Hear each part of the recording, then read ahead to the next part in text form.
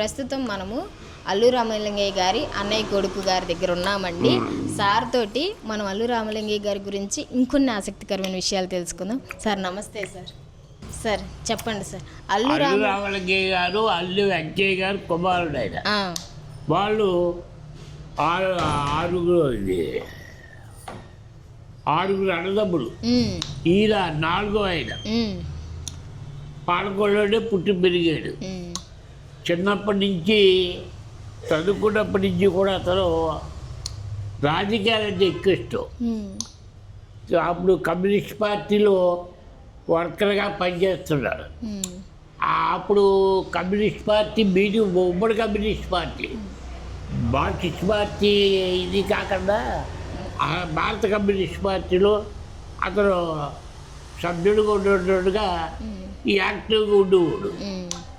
వాళ్ళందరూ చూడపాటు ఏంటంటే అనేక ఆయన ప్రోగ్రాం ఉందంటే ఒక ప్రోగ్రాం ఇచ్చేవాడు. అందులో యాకపాత్రామయ్య ఎవరో చూస్తే ఎలా పట్టేసి ఆయనకి మళ్ళీ యాక్ట్ చేసేవాడు అనమాట.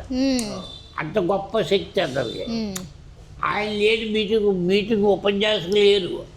ఈ అయిపోయిన వాళ్ళందరూ కమ్యూనిస్ట్ పార్టీ డెవలప్మెంట్ ట్రైన్.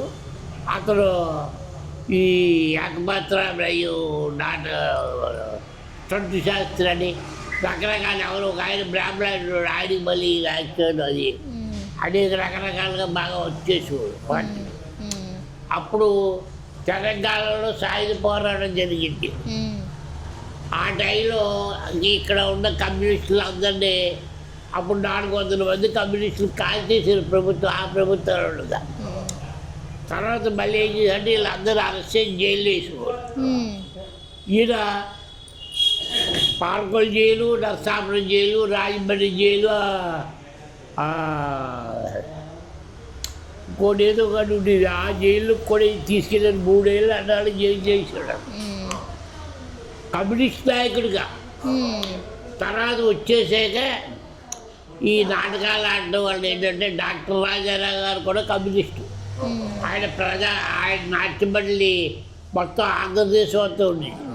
అంటే మన రాష్ట్రాలు కలిసి ఉన్నప్పుడు మద్రాసు మనం ఉంటుండగా